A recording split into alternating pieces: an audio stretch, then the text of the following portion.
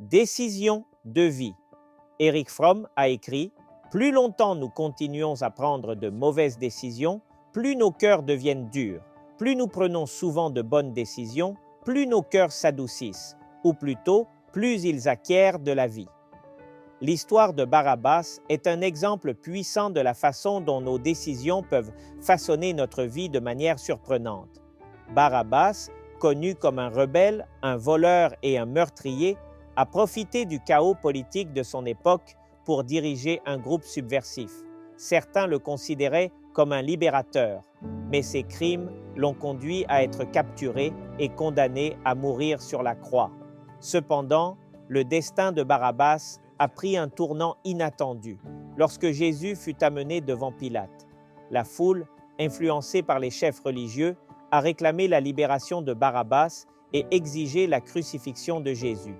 Dans un acte d'ironie et de grâce divine, le coupable fut libéré, tandis que l'innocent fut condamné à sa place.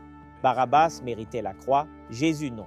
Pourtant, c'est Jésus qui a porté la peine, montrant la profondeur d'un amour qui dépasse toute compréhension. Cet échange n'a pas été simplement une libération physique pour Barabbas. C'était un symbole du cadeau spirituel qui est disponible pour chacun de nous. Maintenant, réfléchis un instant. Que s'est-il passé pour Barabbas après ce jour-là?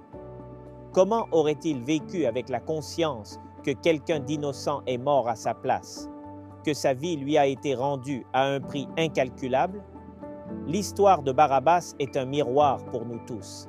Chaque décision que nous prenons nous rapproche ou nous éloigne de Dieu. Nous avons tous commis des erreurs, pris des chemins qui durcissent nos cœurs, mais Jésus nous offre quelque chose d'extraordinaire, l'opportunité de recommencer. Peu importe à quel point tu te sens loin, peu importe combien d'erreurs tu as faites, la grâce de Jésus continue de t'appeler, t'offrant la liberté que seul lui peut donner. Tout comme Barabbas, toi aussi tu peux recevoir cette nouvelle vie, ce nouveau but. Voici des paroles de vie. Le sot est sûr qu'il fait ce qui est juste. Le sage écoute les conseils. Proverbe